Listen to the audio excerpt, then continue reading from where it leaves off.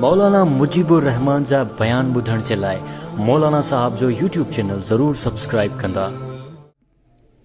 साईं, रोज़े जी हालत में नीह कटण सही आहिनि या न? छा उन जे कटण सां रोज़ो फासिद थींदो या न? रोज़े जी हालत में नाखून यानी नीह वठण सां रोज़ो फासिद न थींदो आहे। रोज़े में नीह कटे सघो था, कंहिं क़िस्म जो कोई टेंशन न आहे। छो त रोज़ो भॼंदो कहिड़ियुनि शयुनि सां ई?